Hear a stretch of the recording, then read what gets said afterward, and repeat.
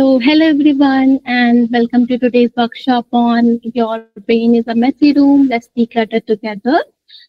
And I'm so glad to see all of you today. Now, before we dive into today's session, let me introduce myself. My name is Fatma Zahra, and I have completed my master's in clinical psychology. And I've been working here at Mindtribe as a psychologist for quite some time now. And my areas of expertise are stress, depression, anxiety, and relationships. My co-host today is Rini. Rini, would you like to introduce yourself? Hi, everyone. Thank you, Fatma. It's great to have you all here. I'm Rini, a junior psychologist at Mindtribe, so I have a master's in psychological research methods, and I mainly work with people experiencing depression, anxiety, trauma, and relationship issues. So thank you all for coming here. We hope you enjoyed this workshop. All right. Thank you, Rini. If you have any question, you can ask in the chat box, and Rini will be able to answer them. All right. This session is about something we all experience, but rarely talk about in everyday conversation, and that is mental clutter.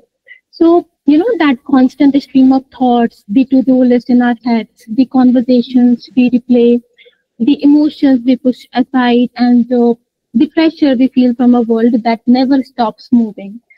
So, our goal today is not to magically clear your mind, and we are not aiming for perfection. Instead, our goal today is to gently notice what has been building up and learn small practical ways to begin clearing that space step by step. Okay, so now before we start, let's go over a few ground rules to ensure a safe and supportive environment for everyone during the workshop. So the first one is this is a non-judgmental zone. Then treat everyone with respect. Use the raise hand button whenever required. Maintain confidentiality. And of course, no violence and intimidation. Okay, so now here is a quick overview of what we will cover today. So we will start by understanding what mental clutter really is. Next, we will look at the causes and effects of mental clutter. Then we will also explore how this impacts our daily lives. Then we will move on to importance of mental organization. And finally, we will talk about strategies to declutter the mind. Then role of therapy and seeking support, and then guided visualization to declutter your mind. Okay, so now let's pause for a quick check-in. So if your brain was a room right now, how would it look? Would it be neat and organized, a little messy but manageable, or totally chaotic and overwhelming? So just take a minute to reflect, because this self-awareness is the beginning of the decluttering process. And then you can write your responses in the chat box. And if you feel comfortable, you can also unmute yourself and speak.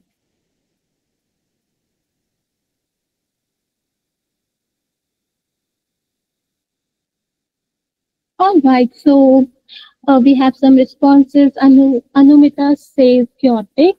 Okay.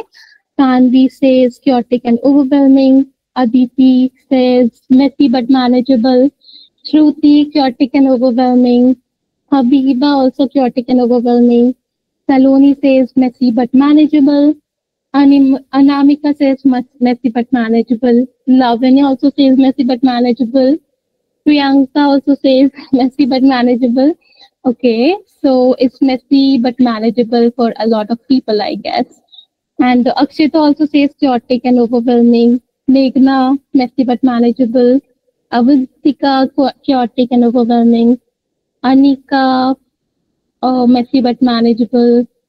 Okay, Rushinath, chaotic and overwhelming.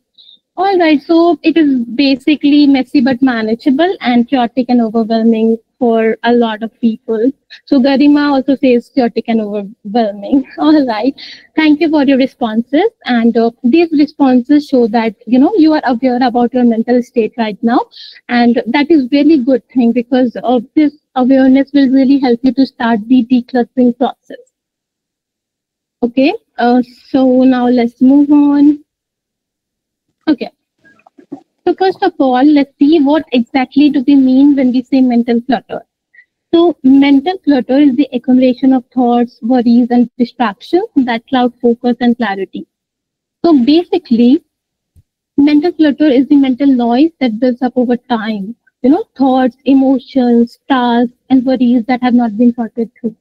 So it is what makes your mind feel foggy or overloaded, even if your day has been quiet. So it is not just stress, it is the accumulation of little mental taps left open, you can say. So, for example, you might be thinking about replying to a message right now and then finishing a project, or wondering if you said the right thing yesterday, and planning dinner, all things at once. So that is mental clutter. So, it drains our energy without us realizing it. And just like physical clutter in a room can make it hard to move or think, mental clutter weighs us down emotionally and mentally. And just like tidying up a physical room, we can learn to manage mental clutter as well in simple, consistent ways.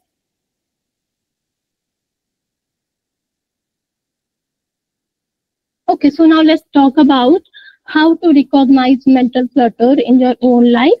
So basically, what are the signs of mental clutter? So, when we don't, we don't always realize it, but our minds give us signs when they are carrying too much. For example, one of the most common signs is racing thoughts. So when your mind is constantly busy, jumping from one thought to another without rest, or you might be lying in bed and thinking about work, then what you forgot to do, then something embarrassing from years ago. So it's non-stop. Then another sign is a long list of unfinished tasks. So not just physical tasks like replying to emails or cooking, but mental ones too. Conversations you never had, plans you keep postponing, decisions you keep pushing back, things like that. Then there are unresolved emotions. So emotions that we ignored in the past, or those feelings that sit in the background, like frustration, sadness, or guilt. And you may not even be consciously thinking about them, but they are there, quietly draining your energy. And of course, overthinking and self-doubt. And, that inner voice that keeps asking us, did I do enough? What if I fail? Or what if I can't get things right? So over time, these thoughts pile up and crowd out your mental clarity. So if you have been feeling tired despite sleeping, or distracted even when you try to focus, or emotionally heavy without knowing why, so these could be the signs of mental clutter.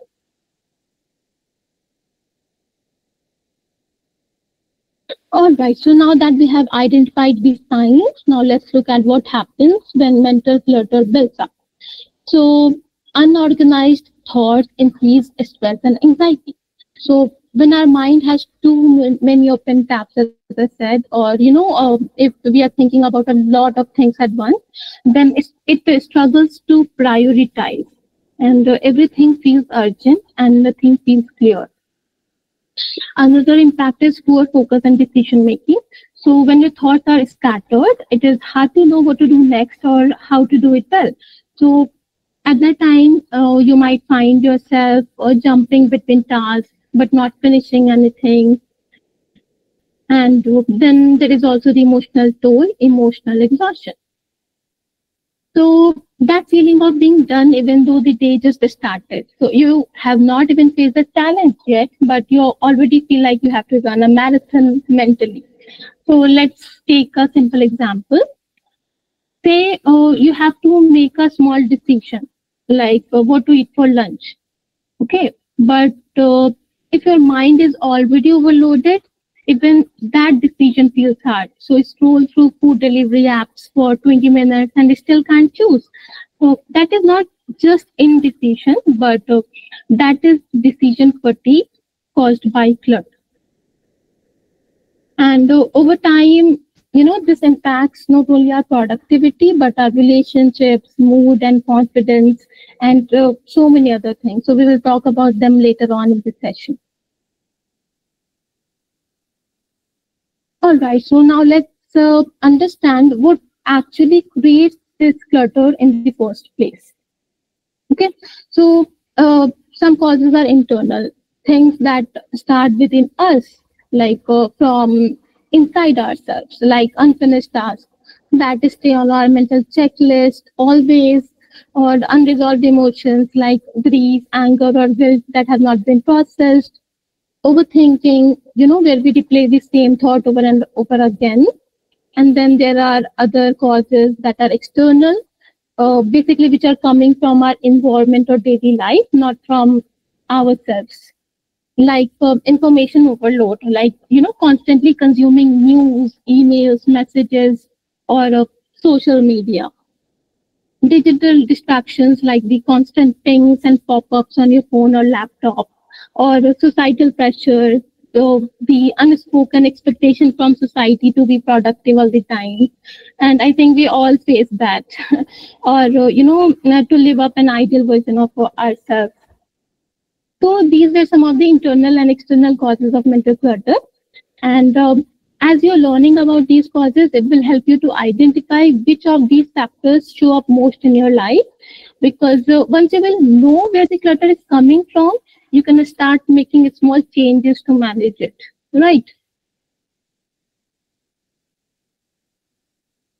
Okay, so now the role of overthinking. So overthinking is one of the major contributors to mental clutter, and also many of us struggle with this. So overthinking is when your mind keeps looping over the same thought pattern or what if scenario. So you might be trying to analyze a past mistake or trying to plan for every possible future outcome or simply second guessing everything. And when we overthink or we are thinking about the same problem over and over again, it sounds like we are trying to solve a problem. But in reality, overthinking rarely leads to clarity, it leads to mental exhaustion. So let me give you an example. So just imagine you sent a message to someone and they have not replied. So a calm mind might think that they are probably busy, right? But an overthinking mind might go through, did I say something wrong? Are they ignoring me or should I have phrased it differently? Things like that. So you spend 30 minutes thinking about something that did not even need that much attention. And then you are left feeling anxious. So that is how overthinking takes up mental bandwidth, and it often creates problems that don't exist, and it drains our energy that that we could have used on something meaningful. All right, so now let's pause here and reflect. So do you feel that overthinking adds to your mental clutter? So just take a moment to think, and then you can type your responses in the chat box, or you can unmute yourself and speak. You can even simply type yes or no, or sometimes in the chat box. That too will be okay. Okay, so there are a lot of responses. Canvi says totally. Avantika, no, okay, that's a good thing. It is not adding up to your mental clutter.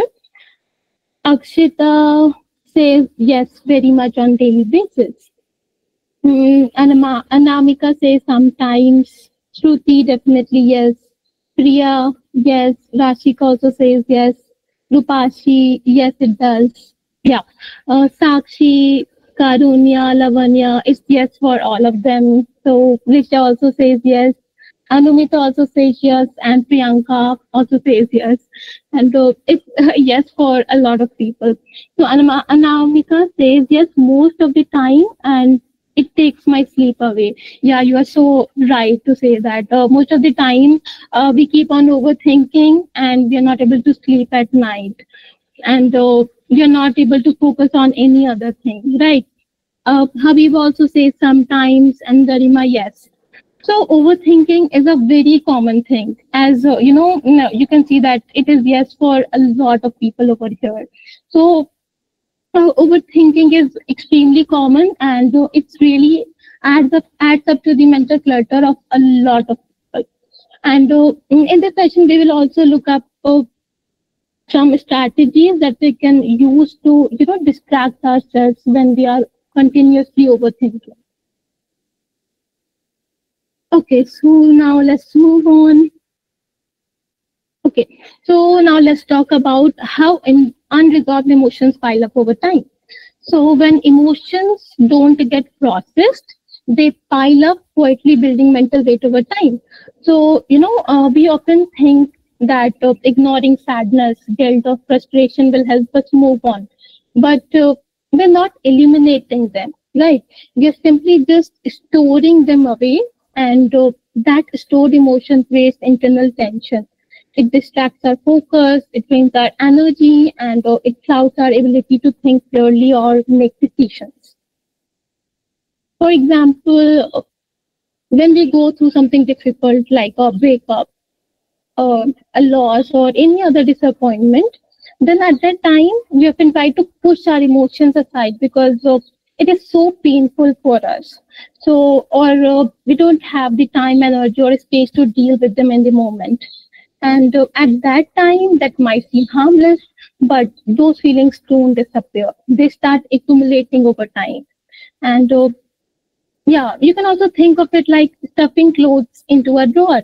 And every time you don't want to fold the clothes, you are stuffing them into a drawer. And at first it seems manageable, but eventually the drawer won't close and it becomes cluttered and messy. So that is what happens emotionally too.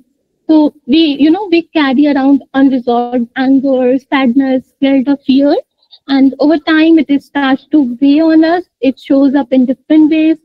For example, it affects our relationship, or it doesn't let us sleep, things like that. So we will talk about them later on. So the longer we avoid acknowledging our feelings, the heavier the mental load becomes. And that is why emotional release is so important for long term mental clarity.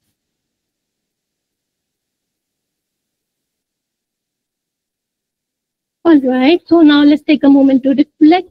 So, which cause of mental clutter resonates with you the most? So, out of everything we have discussed so far, like overthinking, unfinished tasks, emotional build-up, digital distraction, societal pressure, so what stands out most to you? Which of these do you feel contributes the most to your current mental clutter? So you can write your responses in the chat box, or feel free to unmute yourself and speak.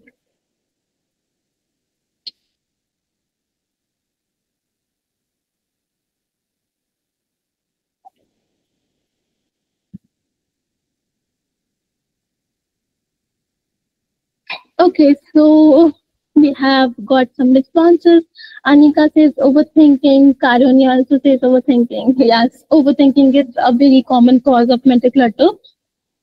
Anamika says emotional build-up. Okay, so a lot of time we keep on ignoring our emotions when something happens, and then it builds up over time. Aditi says unresolved emotions. Yes. Priyanka says overthinking and social media. Okay, so social media is also one of the major contributors of mental clutter nowadays, because we keep on scrolling through our phone, we keep on watching shorts or reels all the time, and we end up consuming a lot of information, and it really adds to our mental clutter.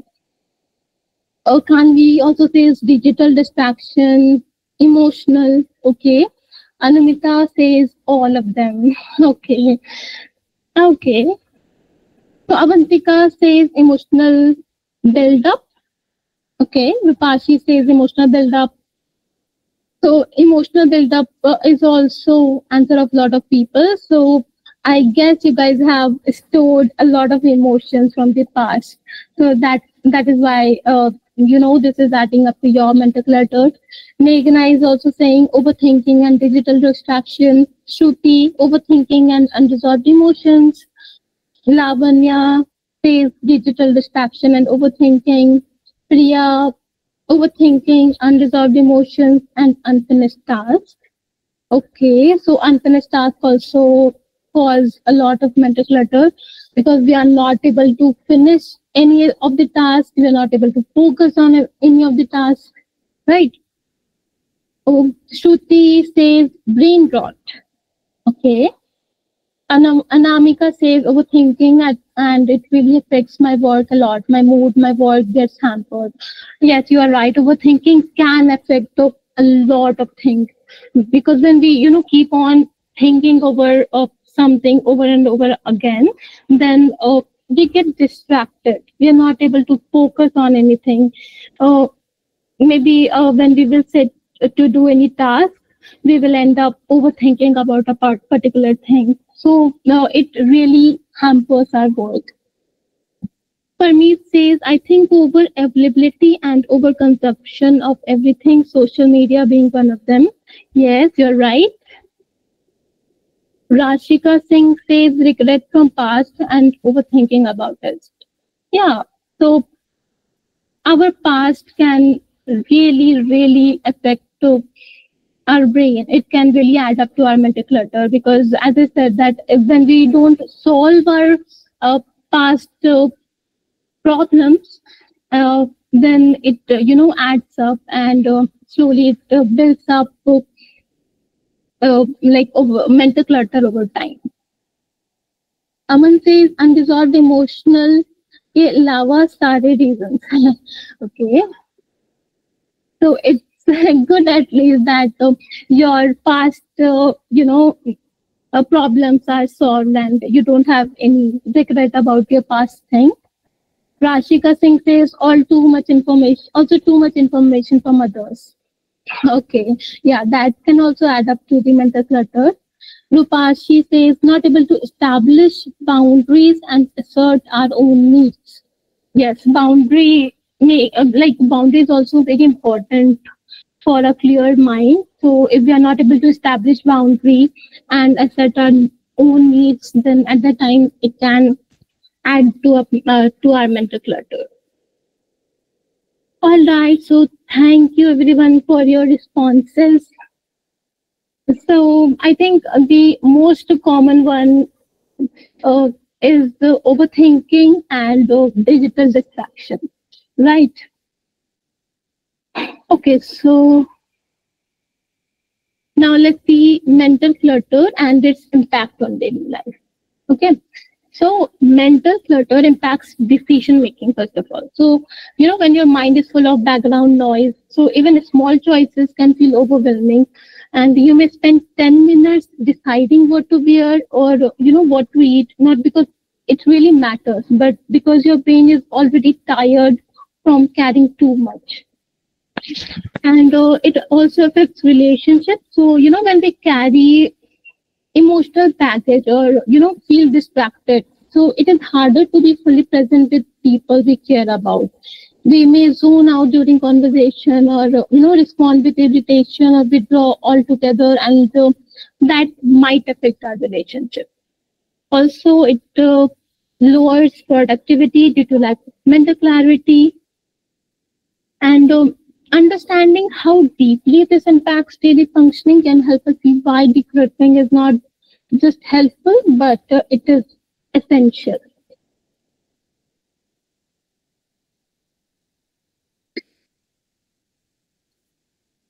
Okay, so now how mental clutter contributes to stress, anxiety, and burnout. So when our mind is overloaded for extended periods, it leads to chronic stress. So the body stays in a constant state of tension, and it can show up as headaches, fatigue, or disrupted sleep. And this ongoing tension makes it difficult to stay calm, and even small concerns begin to feel overwhelming, and over time this can result in anxiety, where the mind is filled with scattered thoughts and the body may respond with restlessness, a racing heart, or tightness in the chest. So if mental clutter continues to build without relief, it can eventually lead to burnout. So burnout is more than just feeling tired. It is deep emotional and mental exhaustion that affects motivation and joy. For example, Someone who once felt enthusiastic about their work may begin to feel disconnected, irritable, and emotionally drained. And it is not that their responsibilities have changed, but their mental capacity to manage them has been depleted. All right. Okay. So now I want you to pause for a moment and visualize something. So just imagine stepping into a clean, organized space and everything is in place. There is room to breathe and the air feels lighter. There is no clutter inside. There is room to move, to think, or, to just be. So how does that make you feel? You can type your responses in the chat box or you can unmute yourself and speak.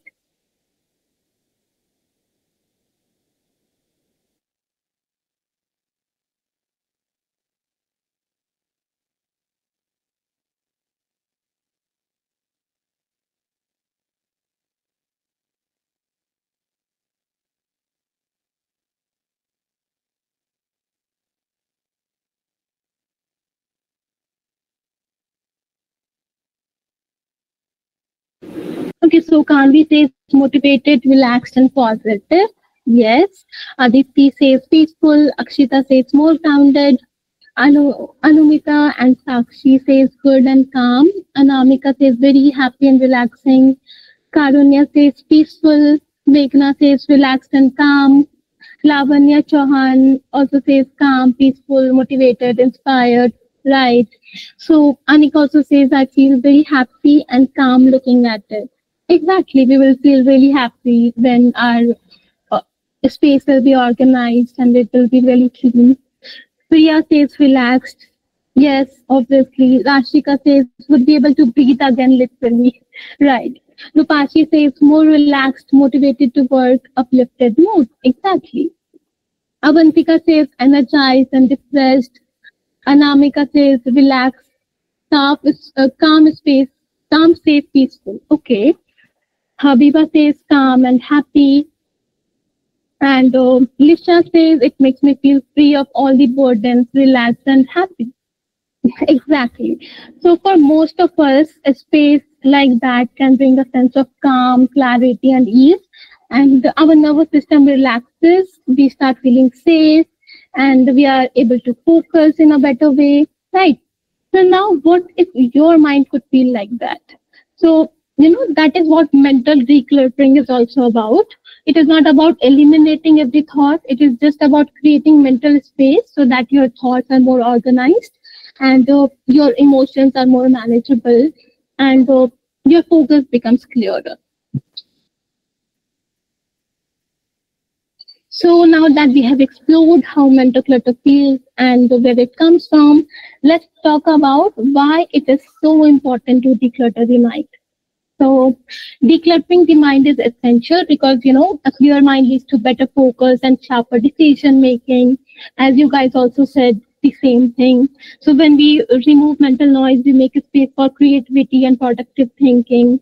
And it also helps reduce the stress and prevents emotional exhaustion by allowing us to manage our thoughts rather than by be overwhelmed by them. And beyond that, mental clarity strengthens our relationships. When our mind is calm, we listen better, we respond thoughtfully and connect more deeply with others. And it becomes easier to grow both emotionally and personally when we are not weighed down by internal clutter.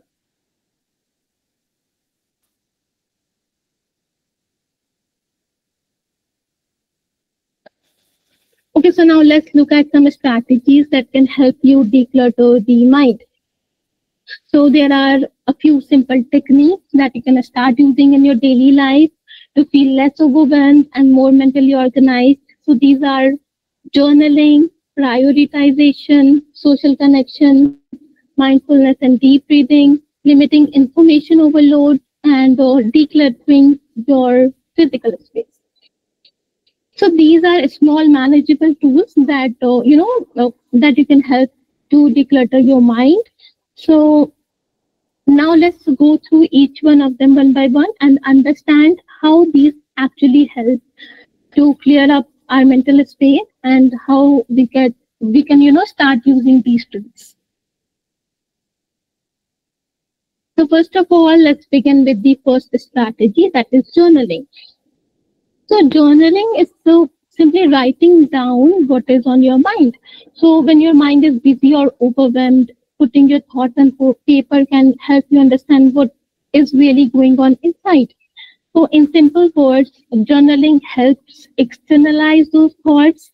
That means, you're not carrying everything around inside. You are putting it somewhere safe, and this act alone can reduce mental clutter. It can also help to organize emotions and ideas. So what happens is that when we write our thoughts, we begin like our thoughts begin to take a shape, and you start to see things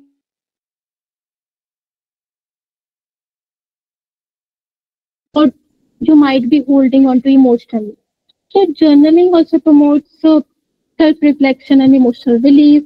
So you don't need to solve anything right away, but the act of writing helps you understand yourself better. And even 5 minutes of journaling can be helpful. Also, studies have shown that regular journaling can help to reduce the stress and improve focus.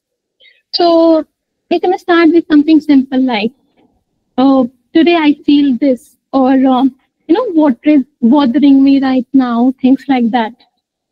And at that time, don't worry about grammar, or don't try to make it sound nice, because this is just for you and nobody's gonna come and judge you. For example, if you have been feeling off or irritated all day and you don't know why, then at that time you can try writing it out. So as you will write, patterns may begin to appear, and you might notice certain thoughts coming up again and again, or feelings you have been avoiding. And once you will become aware about that pattern, then it will be easy for you to start working on them. So journaling is a bit like emptying out a messy drawer. So once everything is out, you can decide like what you want to keep and what you are ready to let go of.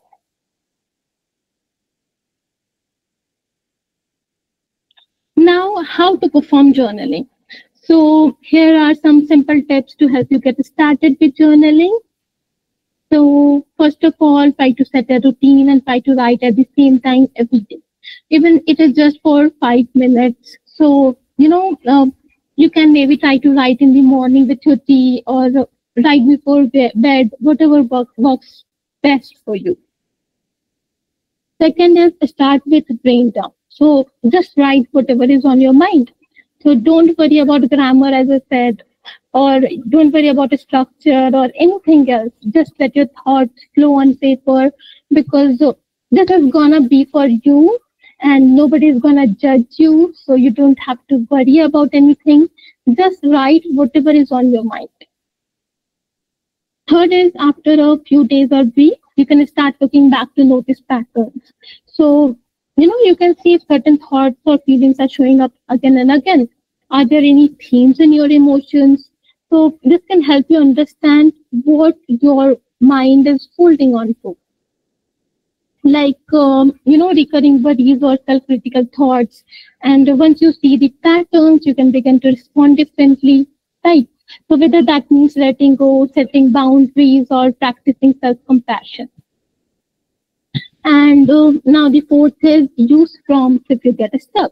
So as I said, you can ask yourself, what is on my mind today, or what is bothering me right now? What made me feel something strongly this week? Or even you can write a letter to yourself, assuming that you're your own friend. So let me give you an example. So if I will have to write a letter to myself, assuming that I'm my own friend, then I will write a letter something like, Dear Fatma, I know that things are not going well for you and you are feeling very weak. So, but I know that you are very strong, you have that strength to come out of this. So, I will write a letter something like this. So you can also try that, and I'm sure that it will be very calming for you.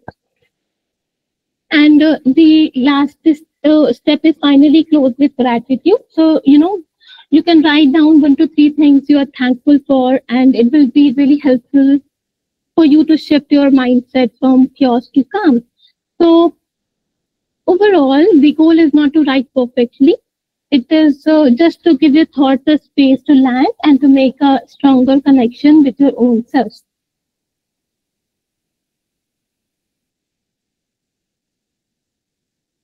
Okay, so now let's talk about something that really affects how clear or cluttered our mind feels, and that is our to-do list. So a cluttered to-do list creates stress and reduces focus. So, when you have a long to-do list in your head and everything feels equally important, then it becomes really hard to start anything or finish anything, because at that time everything feels equally important and your brain doesn't know where to look. So you try to do multiple things at once and you get stuck switching between tasks or second guessing yourself and feeling behind all the time. So at that time, you might spend the whole day being busy, but yet feel like nothing really got done. So prioritizing can help your brain to know what to focus on right now, and it creates structure. So also when you prioritize, you're not trying to do everything at once.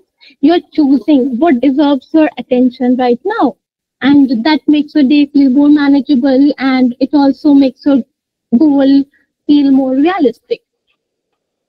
Uh, Prioritizing tasks also helps you manage your time better. So instead of spending your energy on things that are not urgent or important, you save it for what really matters, and this naturally boosts your productivity.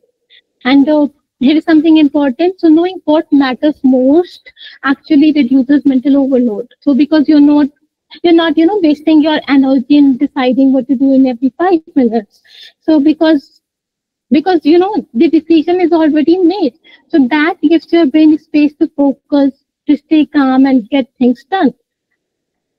So the next time your brain feels full, try asking yourself, what is the most important thing I need to do today? So just that one question can clear out a lot of noise. Okay, so now let me walk you through some simple ways to prioritize your task. So step one is list everything down. So, write down all your tasks, even the small ones. And once you have your task list in front of you, then the next step is to organize it. So a good way to organize is by dividing your task into 4 categories. And the 4 categories are urgent, important but not urgent, can wait, or unnecessary. If you want, you can also note it down, the 4 categories, and I will tell you how you can use it. Okay, so the 4 categories are urgent, important but not urgent, can wait, or unnecessary. So in urgent category, you can keep things that needs to be done today or right away. And now in the important but not urgent category, you can keep things that need your attention, but it can be rescheduled for later as well. And in can wait category, you can keep things that can be done later without any problem. And in unnecessary or not needed category, you have to keep tasks that are not really necessary right now. So let me give you a simple example as well. So let's say that your list includes replying to emails, buying groceries, working on a project, and catching up on social media. So you might sort it like working on the project is urgent. Then emails are important, but it can wait for a few hours. Then groceries can wait until evening maybe, and social media is not needed right now. So once your list is sorted like this, you can try to focus only on the top 3 tasks for the day, and that will be enough. So keep it realistic, and once those are done, anything extra is a bonus. Okay, so step 4 and the last step is tackle one task at a time. So I know multitasking sounds efficient, but it actually reduces productivity. So give each task your full attention and just focus only on one task at a time. And you will be surprised how much more peaceful your day will feel when your mind will not be focused on a lot of things at once. Okay, so now before we move forward, we have a little ad break, just like YouTube. So here at Mind Tribe, we also provide one-on-one counseling, so which is personalized, confidential session between a client and trained therapist. So here you can unlock personal growth through your thoughts, behaviors, and emotions, and you can address the specific issues that you may be struggling with, like anxiety, stress, or relationship problems in greater depth. And you will also be able to set goals to reach a better version of yourself. All right, so the main conceptions with the counseling is that it is only for those who are sick, which can't be further from the truth, because counseling is for anyone who wants to be their best version, whether it is in terms of relationship, friends, career, or academic success. Okay, so here at Mind Tribe, all our counselors are highly trained and experienced. So you can book your first session for just ₹99, and the following sessions can be booked at very affordable rates, starting from just ₹500 to 5,000, depending on the therapy seniority. So we also have affordable fee packages for booking with therapists to make your investment in your mental health easier. Now, if you have any question about one-on-one counseling, please feel free to ask before we resume.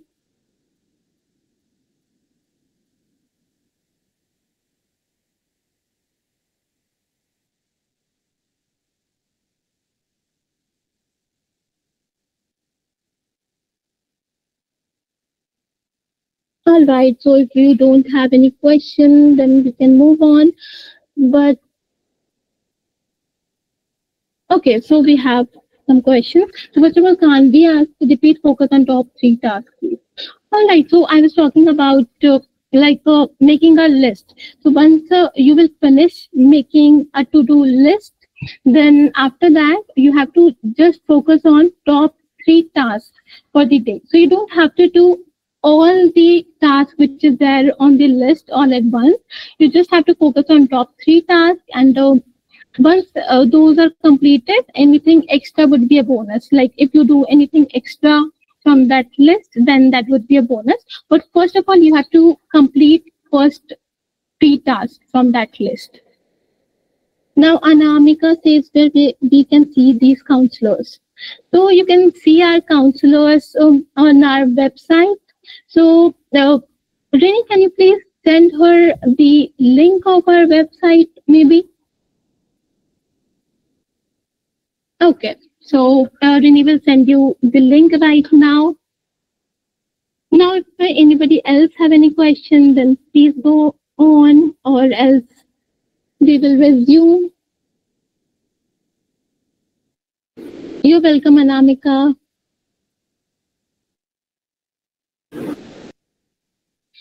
Okay, so let's resume then. So now let's talk about the next strategy, and that is mindfulness and deep breathing. So mindfulness helps increase awareness and reduce stress. So, it allows you to slow down and notice what is happening in the present moment. So when we are constantly rushing or worrying, our brain goes into overdrive or autopilot mode. So practicing mindfulness brings us back to the now, and it helps us feel more grounded. Also, deep breathing works hand in hand. So when we are practicing deep breathing, we are calming our nervous system, and it signals to the body that we are safe, which helps us to relax and focus better. And apart from that, it also improves emotional regulation. And this is very important because when we are overwhelmed, our emotions often lead our way. And when we pause and breathe, we give ourselves a space to respond more calmly instead of reacting on autopilot. Okay, so now let me walk you through a few simple mindfulness and breathing techniques that you can try anytime, anywhere. And these are easy to learn and even just a few minutes of practice can help calm a racing mind and bring you back to the present. So the first technique is called the 5, 4, 3, 2, 1 grounding technique. So this technique will help you to bring your attention away from your thoughts and back into your body and surroundings. And it basically uses your senses to anchor you. So now how you can do it? So, you just have to start by noticing 5 things you can see around you. So five is for 5 things you can see around you. So, it could be anything, even your phone, the color of the wall, a shadow on the floor, table near you, or it could be any other thing that you can see. Then you have to notice 4 things you can touch. For example, maybe you can touch your clothes, or a chair, or your mobile phone, your hands, or a bottle near you, or any other thing around you that you can touch. And then you have to identify 3 things you can hear. So even if they are, very faint, like a fan maybe, or maybe birds outside, or your own breath, or somebody scrolling through reels outside your room. So yeah, so it could be anything, any 3 things that you can hear around you. Then 2 things you can smell. So maybe your coffee, maybe your perfume, or even just the air. And finally, 1 thing that you can taste, even if it is just the aftertaste in your mouth. Okay, so this exercise will gently bring your attention out of your head and back into your body, because you are engaging all your senses in this exercise, right? Like touch, smell, sound, like you are engaging all of your senses. So it will help you to reestablish your presence in the here and now, and it will also be really helpful when you are feeling anxious or emotionally overwhelmed. So if you want, you can note it down. So 5 is for 5 things you can see. 4 is for 4 things you can touch. 3 things. 3 is for 3 things you can hear. 2 is for 2 things you can smell, and 1 is for 1 thing you can taste. So you can try this exercise, and I am sure that it will be really, really helpful for you. Okay, so the next one is box breathing. So this is basically a structured breathing exercise that helps regulate your breath and calm your nervous system. So you can simply start by inhaling slowly for 4 seconds, then holding your breath for 4 seconds. Next, you have to exhale for 4 seconds, and then hold again for 4 seconds. So you can repeat this cycle 3 to 5 times, and this technique is especially helpful when you are feeling tense, nervous, or overstimulated. And it sends a signal to your brain that it is safe to relax. So if you want to try this technique right now, then give me a thumbs up.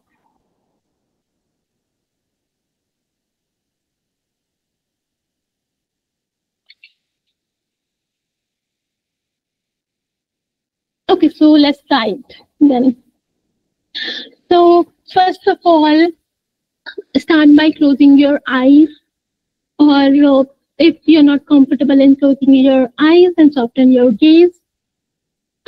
Then start by inhaling slowly for 4 seconds. Hold your breath for 4 seconds. Exhale for 4 seconds. Then hold again for 4 seconds. Then inhale slowly for 4 seconds again. Hold your breath for 4 seconds. Exhale for 4 seconds. And then hold again for 4 seconds. And repeat this cycle 3 to 5 times or on your own pace. And once you're done, please give me a thumbs up.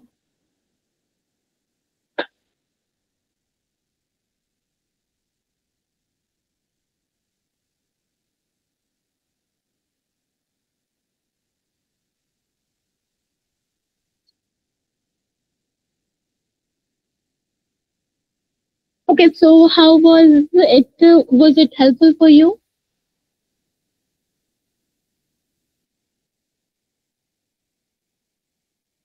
Okay, that's good to know. Okay, so if everybody is done, then let's move on to the next technique. So the next technique is called body scan meditation. So you can do this while lying down or sitting comfortably. So in this technique, you can start by bringing your attention to the top of your head, then slowly move your awareness down through your face, jaw, shoulders, chest, arms, and all the way to your feet. And as you move through each area, notice if you are holding any tension. So just observe it and gently breathe into that space. You don't have to change anything. You just have to notice everything. All right. So this technique is great for calming your body and reconnecting with yourself, especially before sleep or during a stressful day. And I will also, share a video link of body scan meditation with you, so you can try that out, and it will be really helpful and it will really calm your body. All right. So after this session, I will send that link in the group so you can find that. Now, another simple practice is mindful walking. So this means walking without distraction. So no phone, no music, just being aware of your body as you move. So, as you walk, you have to notice how your feet feel against the ground, or you have to pay attention to your breathing, the rhythm of your steps, and what is around you, or maybe the sound of leaves, the sunlight, the breeze, anything. So even a 5 to 10 minutes of walk like this can refresh your mind and body. But basically, what we do nowadays is that whenever we go out for a walk, we take our headphones with us. We try to listen to music. We don't pay attention to our surroundings. So what? So like when you will try mindful walking, you will try to remove all the distractions like phone, headphone, and all of those things, and you will try to focus on your surroundings. Then that will work like a mindfulness, and that will really refresh your mind and body. So if you want, you can try that even for just 5 to 10 minutes, and that will be really helpful. Okay.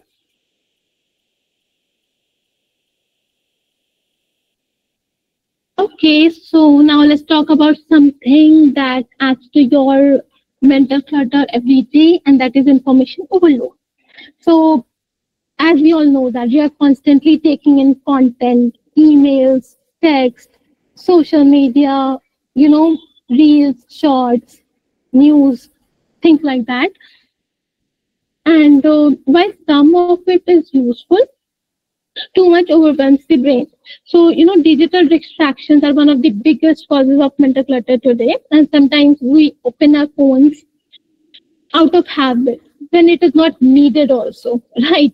And suddenly we have scrolled for 30 minutes without even realizing, and then we feel more anxious than before.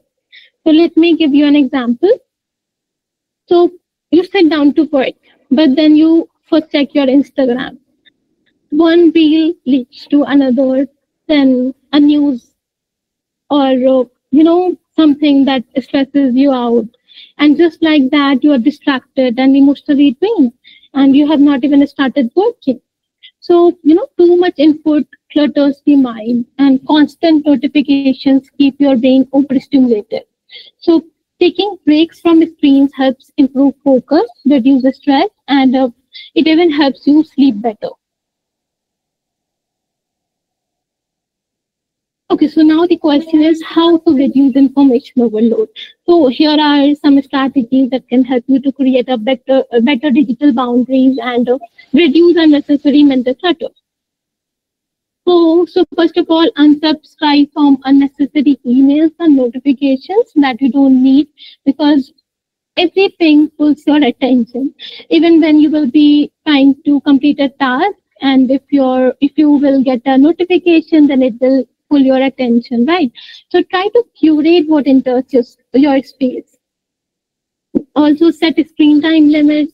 So most phones have built-in timers nowadays. So you can use apps to gently lock you out of certain platforms after a certain time.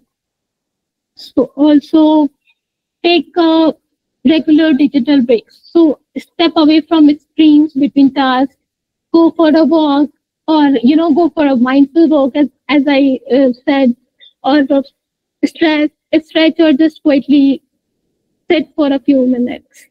All right. So no screens before bed. So blue light from phones and the mental stimulation from scrolling make it harder for your brain to wind down. So try switching to a book, music, or simple breathing exercise instead. And please remember that your brain was not designed to process endless streams of information all day. So giving it rest from time to time is necessary for its maintenance.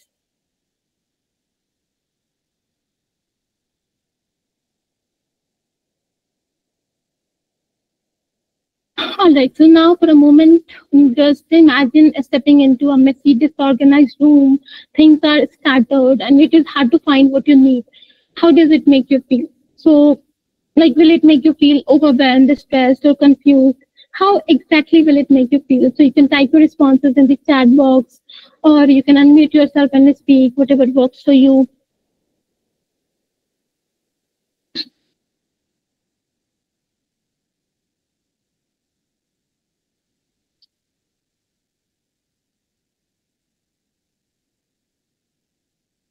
So Kanvi says overwhelming, suffocating, and messy. Avantika says frustrated. Right. So, our messy surroundings can increase our mental stress without us realizing it. So now let's come to decluttering physical space for mental clarity. Okay. So a cluttered space can overwhelm your mind.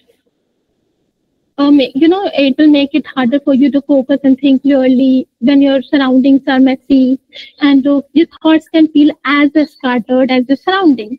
So this disorganization can increase your stress levels and can even lead to mental exhaustion. And it can also fuel procrastination and decision fatigue, making it difficult to take action or stay productive. And on the other hand, creating a clean and organized space can promote a sense of calm and mental clarity. And by maintaining a tidy environment, you can boost your focus, you can reduce your stress, and make daily tasks feel more manageable.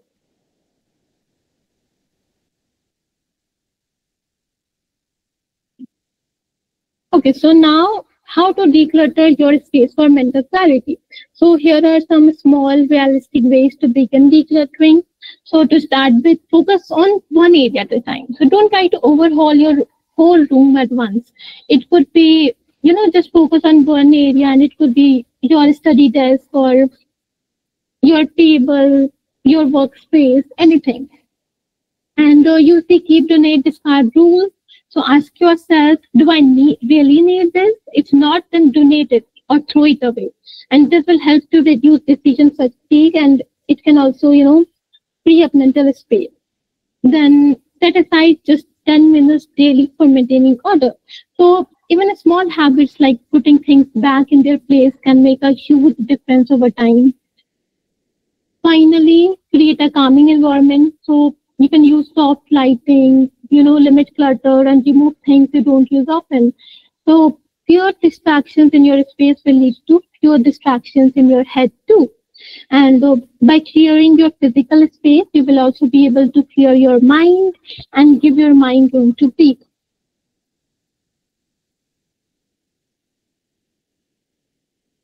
Okay, so now one often overlooked way to clear mental clutter is through social connection. So when your mind feels overloaded, simply talking to someone, whether a friend, family member, or a support group, can help untangle your thoughts. And a meaningful conversation also allows you to externalize what is spinning in your head, And this not only brings emotional relief, but often helps you gain perspective. For example, sharing your worries with a close friend might lead you to realize you're not overreacting or you're just human and your feelings are valid. And it is also important to know that you don't always need advice from the other person. Sometimes just being heard is enough.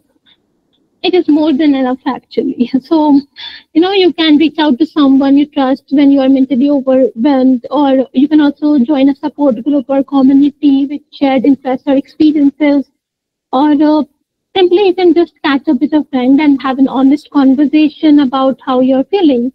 And these small things can actually lighten your emotional weight, and it can make room for mental clarity. Okay, so now role of therapy and seeking support. So sometimes our mind is so cluttered that nothing makes sense to us, right?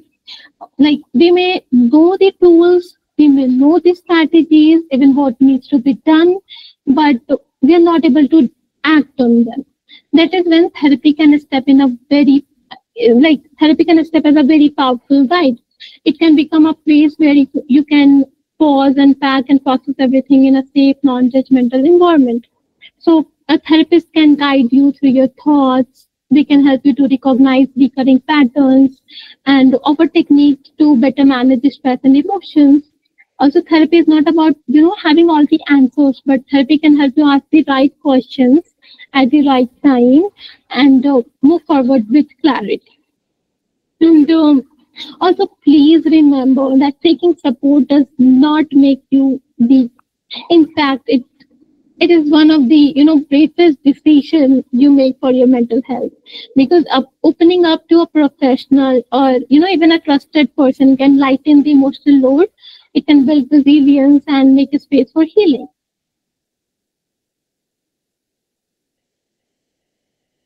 All right, now that we have explored several different strategies to clear mental clutter, take a moment to reflect which ones stood out to you and which decluttering strategies will you apply in daily life. So, was it journaling, mindfulness, prioritizing your tasks, maybe, setting limits on a screen time or creating a calmer physical space, or any other strategy? So, take a minute to think which of the strategies will you apply in your daily life, or you will at least try to apply in your daily life, and then you can share your responses in the chat box. Okay, Avantika says journaling, Tanvi says journaling, digital detox, that would be a really great way to start. And Anika says journaling and prioritize tasks like a timetable. Okay, thank you for sharing that. Anamika says mindfulness. Okay, that Karuni also says mindfulness and journaling. So mindfulness would be a great way. It would, really calm your nervous system, and it will also distract you from overthinking. Anamika says prioritization and box breathing method. Okay, that's good to know.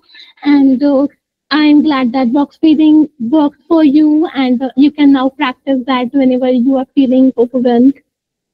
Pumeet Kaur says digital detox, mindfulness, and meditation. Okay, that's also amazing. Lisha says journaling and prioritizing. Okay, so it is journaling for a lot of people, I guess. So journaling would be a great way to, externalize your thoughts, and it will also help you to feel a little lighter. Anamika says, ma'am, I do journalize, but it doesn't seem to help, and I don't know why. Okay, so you know what? There are a lot of different strategies. So we also talked about different strategies today, but every strategy works different for different people. So if journaling is not working for you, then you maybe try different strategy. You can try to you can try some different strategies, and then you can see which one is working best for you. But if you really like journaling, so maybe you can try some different prompts. So Yeah, so you can try different type of prompts. So I also gave you some prompts today. Like you can maybe write a letter to your friend, assuming to yourself, assuming that you are your own friend.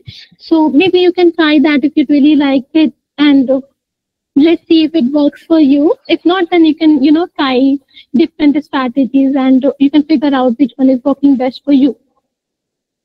Okay, Rupashi, please go ahead. Ma'am, like you were talking about the different ways in which we can adapt the whole thing to ourselves, like our strategies of decluttering. Ma'am, I realized one thing that when I started journaling for the first time, I was facing issues like at the end of the day, I used to be very exhausted, so I did not feel like writing. Or when I would start writing, I would not find the right words. Or even if I could find the right words, I would forget while writing what I actually want to convey. So instead of that, I started doing a voice diary sort of thing. For example, I started opening up a mic and trying to speak on that, keeping it on an app and close so that I can listen to it later and try to figure out instead of journaling with a pen and paper. All So I right. tried. So is it working like well for you? Yes, ma'am, it is working better. Like I believe that the voice is able to convey more emotions than I would All have right. conveyed with a pen. So thank you so much, Rupashi, for sharing that with us. And I think it will give an idea to a lot of people. And you guys can also try this if journaling is not working for you. So thank you so much, Rupashi, for sharing that. So, ma'am, Okay, so now let's move on. Okay, so let's take some time now to gently clear a space in our mind, or declutter our mind through a guided visualization. So please get comfortable, and whenever you are ready to start it, please give me a thumbs up.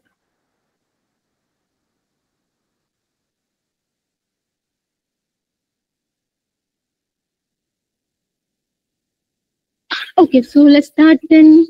So first of all, you can sit back comfortably in your chair, let your hands rest loosely in your lap or by your side, or you can just simply lie down on your bed. And if you're comfortable, gently close your eyes. If not, then just soften your gaze and let your attention turn inward.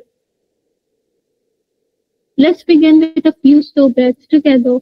So take a deep breath in through your nose and breathe out slowly through your mouth. Again, breathe in, letting your chest rise, and exhale, letting your body begin to relax.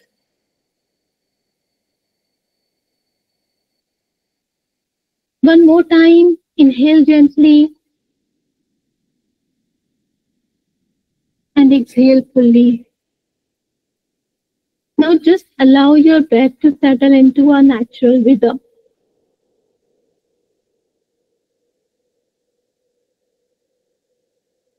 Now I want you to imagine that you're standing in front of a door. Behind that door is a room, a quiet space that represents your mind. And when you are ready, imagine slowly opening the door and stepping inside. What do you see? You might notice things scattered around. There could be stacks of papers, unfinished tasks, overthinking, worries. Maybe there are boxes filled with past experiences or emotions you haven't had time to process. It might feel a little cluttered, and that's okay. This is just a gentle way of noticing what has been taking up mental space. Now imagine beginning to organize or clear this space. Pick up one thought, maybe something you have been holding on to. Look at it for a moment, then gently place it somewhere safe, a shelf, a drawer, or a box. You're not erasing it, you're just choosing to give it less power for now. Now choose another item. It might be an emotion you have not had time to feel, or something you have been avoiding it. Hold it for a moment, take a breath, then gently put it somewhere safe, maybe on a shelf or a drawer.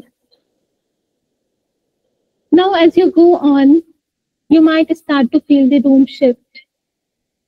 The light softens, the air feels calmer. You begin to see more space. Maybe you notice a clear surface, soft chair, a window letting in light. So you have made a space in your mind, not by forcing it, but by letting go. So take a moment to sit quietly in this room. There is no pressure here, nothing demanding your attention, just peace. Let your breath deepen slightly. Feel what it is like to sit inside this mental clarity.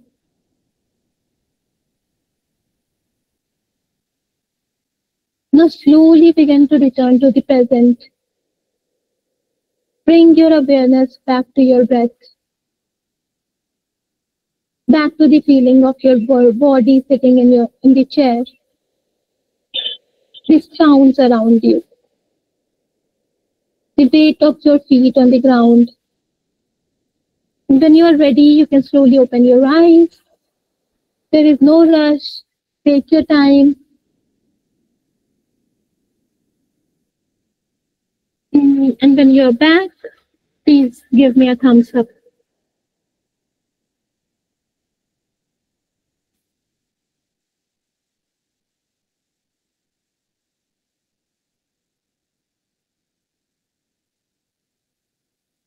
All right. So now let's take a few quiet moments to reflect on, what you just experienced. So how did this activity feel for you? Like, was it calming? Like, was it surprising or maybe a little emotional? So just reflect for a moment, then you can type your responses in the chat box, or maybe you can unmute yourself and speak.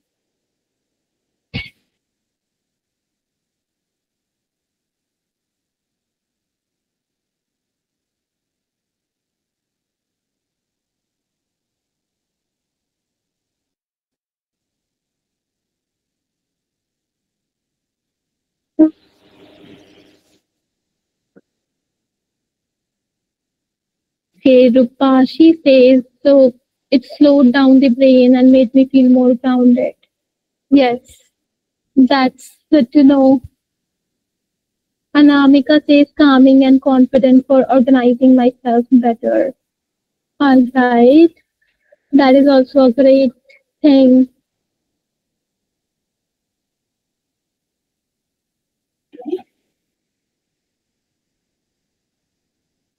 Does anybody else want to share their experience? All right, if not, then like if it was calming for you, then and it made you feel good, then simply give me a thumbs up.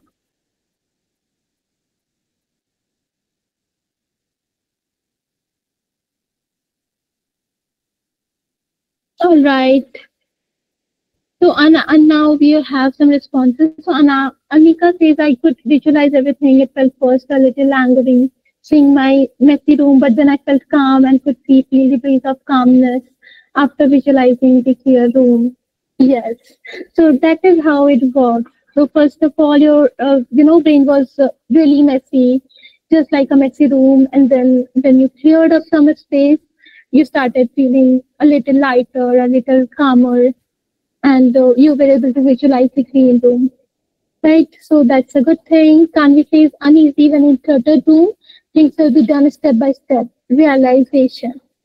Yes, we do feel like we feel bad in a cluttered room, right? And when you step into a more cleared space, and you started realizing about your thoughts, then it kind of made aware.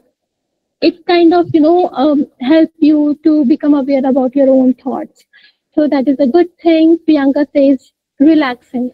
Okay, so it's good to know that this activity felt good for a lot of people. But for some people, visualizing the clutter in their mind can feel freeing. But for others, it might be the first time they have slowed down. Also, they're not even able to notice what is there. Or so whatever you felt, that was okay because you tried this for the first time, maybe. Now take a moment to think what changed when you mentally cleared a space. So did your body feel different? Maybe lighter or more relaxed, or did the mental room in your imagination look or feel calmer, or did anything inside you shift even in a small way? So think for a moment and then write your responses in the chat box.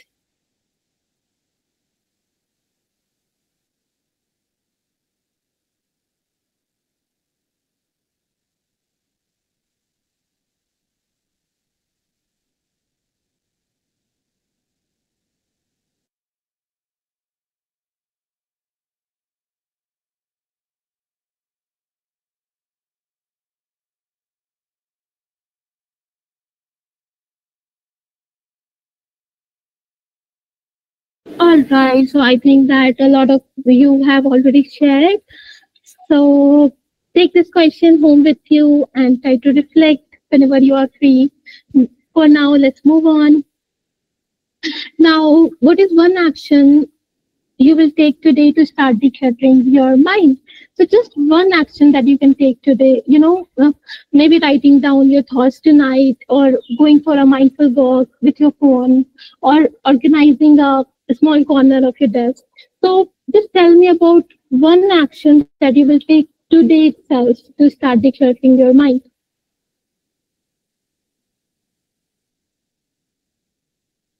Okay, so Ripashi will start the visualization before sleep. Okay. Anika will start journaling. Priyanka will also start journaling. Isha will also start journaling. So that is a good thing. So you guys can, search for more prompts. Like I gave you some prompts today, but there are a lot of prompts available on Google. So maybe you can search for all those prompts and that will be really helpful for you. Shruti will start mindfulness. Okay. And can we just answer subscribe to mails? Okay, that is really good to know. I'm so glad.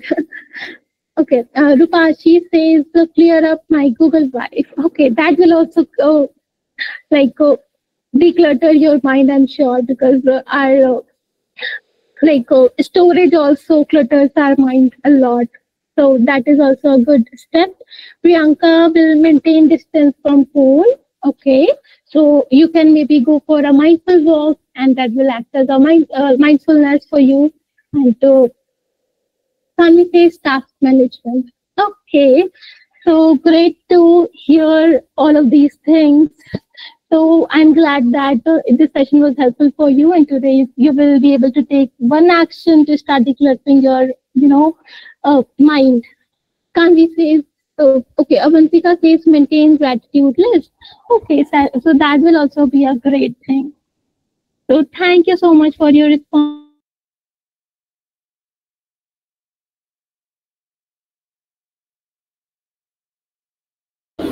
Now let's take a moment to sum up everything we have explored together.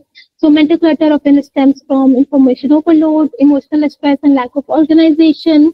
So when we are constantly taking in new information, carrying unprocessed emotions, or living without a clear structure, it all starts to pile up in our minds. That is when we feel overwhelmed, foggy, or drained. And mental clutter affects focus, decision making, and well being. It is hard to stay on task, make clear choices, or even feel emotionally stable when our thoughts are scattered. So, you might feel like you are always busy but not really getting anywhere. So, simple strategies like journaling, prioritization, and mindfulness can help to clear your mind. And a structured approach, including helping guided visualization, fosters long term clarity. And decluttering physical space also contributes to mental clarity. So our environment affects how we feel. So when the space around you is calm and clean, your mind tends to reflect that same energy. And seeking support is a strength. So social connection, professional guidance can be invaluable. You don't have to do it all on your own. Sometimes just talking to someone who listens can make a big difference. So, and finally, consistency is a key. So even small daily habits can make a big difference. And also you don't have to do everything perfectly. Just keep showing up for yourself and do, one step at a time. So thank you so much, everybody, for today's session. We have come to the end. So thank you so much for joining in, for participating, and most importantly, for showing up for yourself today. Now, feel free to drop off, or if you have any question, you can ask me now.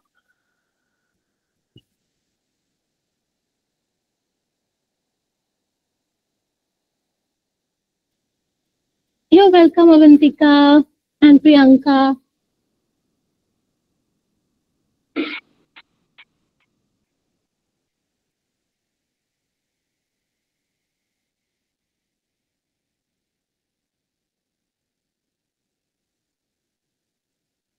You're welcome, Shruti, Dimple, Rupashi, Anamika, Lavanya. And thank you so much for participating.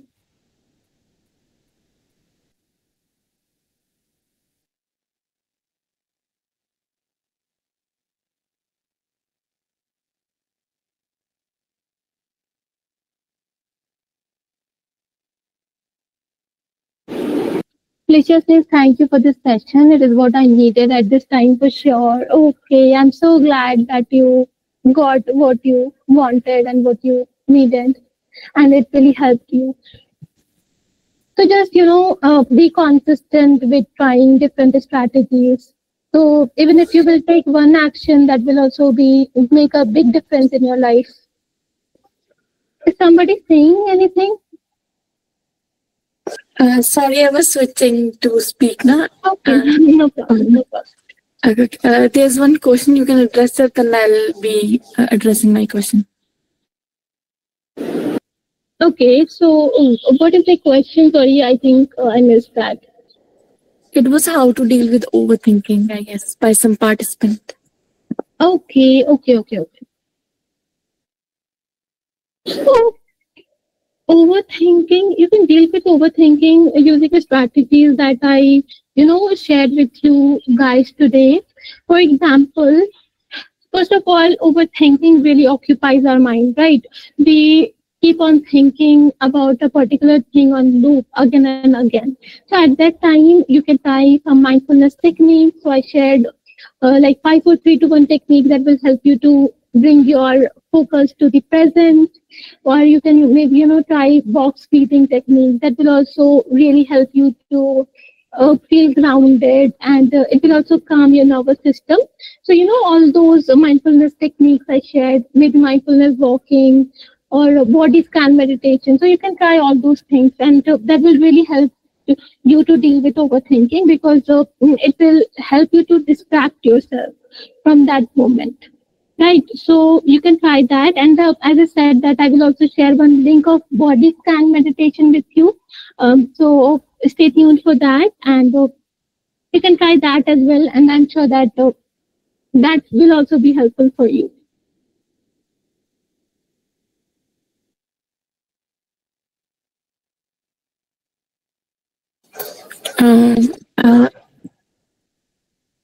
Okay, there's another question by another candidate. I'll read it for you.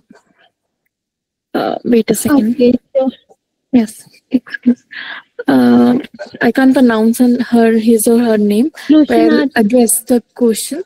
When mind can accept to let go of past relationship, but heart cannot accept to let them go.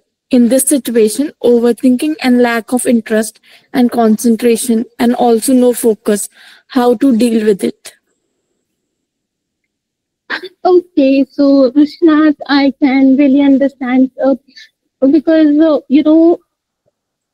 we are so attached to our partner in a relationship that we get so much connected. So even when our mind accepts to let go of past relationship, our heart is not able to accept to let them go, because we are so much attached to them, and they have become like a habit. Like uh, earlier we used to talk a lot to them, or we used to spend a lot of time with them, and now that they're not there, then your heart might feel lonely. And so because of that connection, your heart can't accept to let them go. But yeah, and in this situation, as you said, that overthinking and lack of interest and concentration, also no focus can be there. So first of all, you don't have to force yourself to let that go, because you were in a relationship for a particular period of time, and you have made that connection. So if you will force yourself, then you will maybe make yourself more overwhelmed, and it will give you more tension. So first of all, don't try to rush into letting that go. Just try to accept the thing that that person is not there in our life. So maybe just sit with yourself, and try to write everything down about your past relationship, and about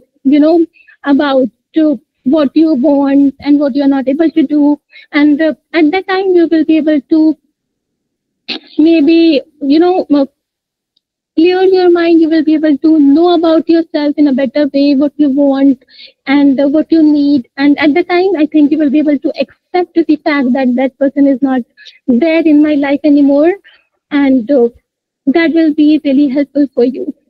And apart from that, if you constantly overthink about that person, then as I said, that mindfulness technique will be a really good thing for you to try. And apart from that, yeah, you can maybe try journaling, as I said, and that will be really, really helpful for you to accept the truth. And if you're not able to, process each and everything by yourself, then maybe you can consult a like psychologist, and they will also be able to give you some techniques, and they can also help you to move on through this.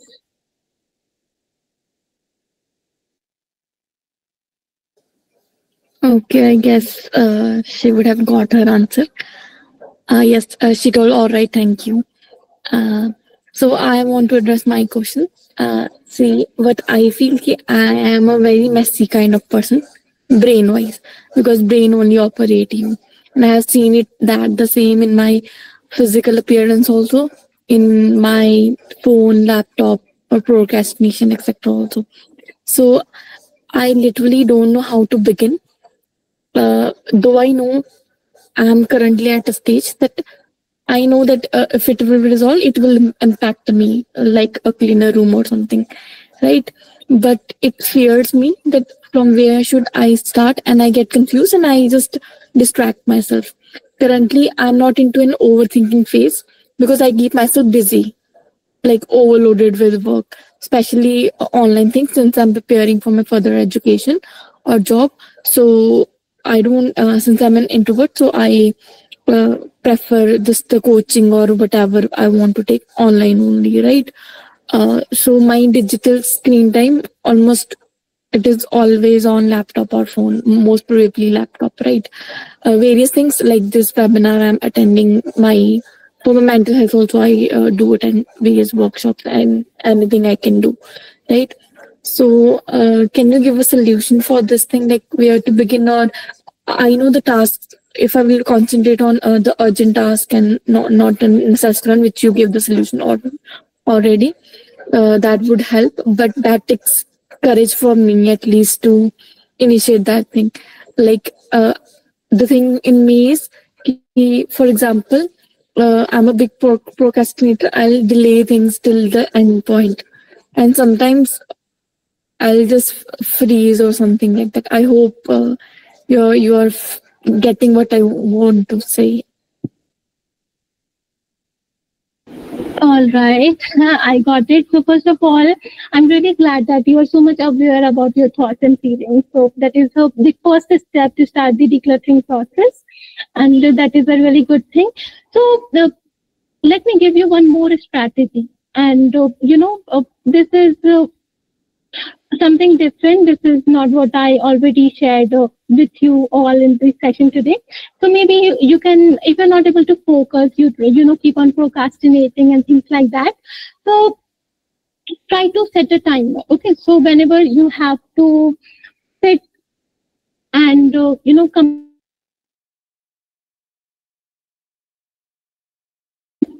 for example, set a timer of Sorry, in between you were not audible. There was network issue from your side, I guess. So can you please repeat? All right, sure. Yes. So am I audible now? Yes, you are. Okay, so I was telling you about one more strategy. So I was telling you that you can maybe set a timer. So let's say that if you have to sit and do a task, then before that, just to set a timer that I will sit and do this task for 15 minutes. And also give yourself a treat. After completing that task, give yourself a treat. So, for example, if you like to watch a movie, or if you like to do a particular thing, and that makes you feel good, then you can keep that as a treat. So tell yourself that if I will study for this, or I will complete the task for this 15 minutes, then I will give myself this treat. And then that can act as a motivation for you, maybe. So you can try that. And apart from that, I already gave a lot of strategies in today's session. So and I can very understand that starting could be very difficult, and it could be very confusing, and we're not able to understand where to start and things like that. So that is a very normal thing, and it happens with all of us. But just try to pick up one strategy at a time.